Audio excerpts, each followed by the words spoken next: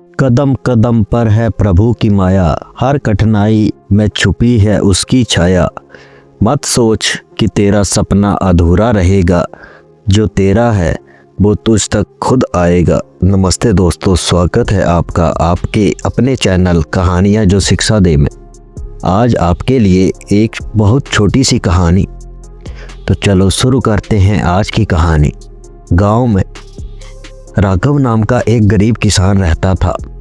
वह ईमानदारी और मेहनती था, लेकिन किस्मत जैसे उससे रूठी हुई थी।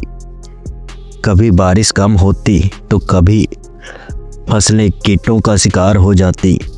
हर साल किसी न किसी मुसीबत से उसका गुजारा मुश्किल ही हो जाता था। एक दिन वह परेशान होकर मंदिर गया और भगवान से बोला, हे प्रभु, मैं दिन रात मेहनत करता हूँ, फिर भी मेरे हालात नहीं बदलते। क्या आपने मेरी किस्मत में सिर्फ संघर्ष ही लिखा है? वहाँ मंदिर के एक कोने में एक महात्मा जी बैठे सुन रहे थे। वह मुस्कुराए और बोले, बेटा, तुम कल सुबह जो भी पहली चीज़ तुम्हें मिले उसे भगवान का संकेत समझकर स्वीकार कर लेना। वह तुम्हारे लिए अच्छा ही लाएगी। राघव को यह बात अजीब लगी, लेकिन उसने सोचा, क्या पता सच में कोई चमत्कार हो जाए। अगली सुबह जब राघव खेत की ओर जा रहा था तो रास्ते में उसे एक टूटा हुआ हल मिला। बस यही भगवान का संकेत है, वह चिढ़कर सोचने लगा। उसने निराश होकर हल को देखा और बड़बड़ाया, अगर यही मेरी किस्मत का खेल है तो मैं हार मानता हूँ। वह उसे फेंकने ही वाला था कि गुरुजी की बात याद आई। उसने गहरी सांस ली और हल को अपने कंधे पर रख लिया। उसी गांव में एक बूढ़ा बढ़ई भी रहता था, जो बहुत गरीब था और मुश्किल से अपना गुजारा कर पाता था।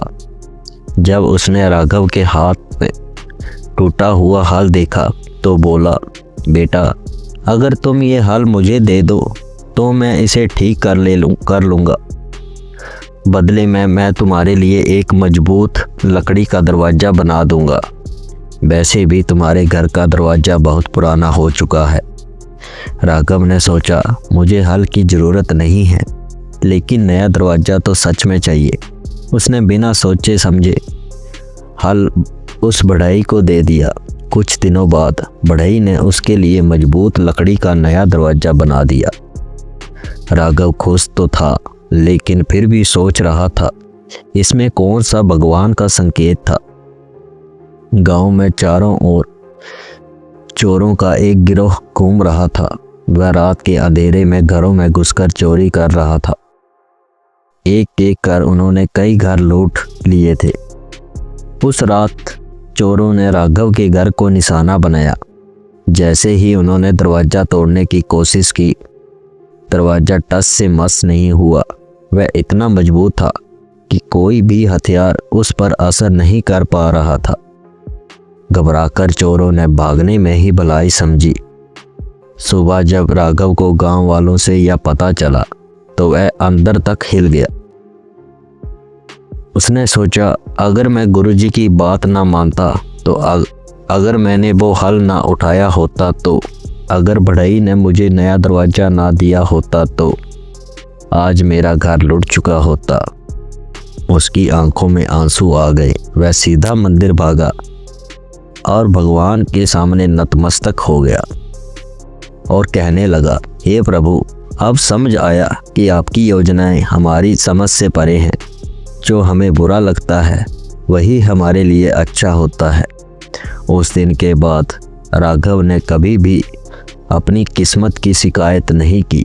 अब वह हर परिस्थिति को ईश्वर की योजना मानकर धैर्य और विश्वास से जीवन जीने लगा। दोस्तों, इस कहानी का सार भी यही कहता है,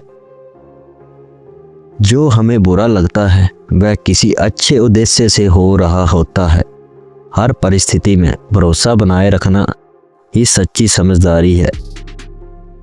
दोस्तों, जैसा कि हर बार मैं आपसे अंत में कहता हूँ, अच्छे कर्म करिए, अपने बूढ़े माँ बाप की सेवा करिए, और ये कहानी अच्छी लगी तो वीडियो को लाइक करें, अपने परिवार दोस्तों के साथ शेयर करें और कमेंट करके ज़रूर बताएं कि कहानी कैसी लगी।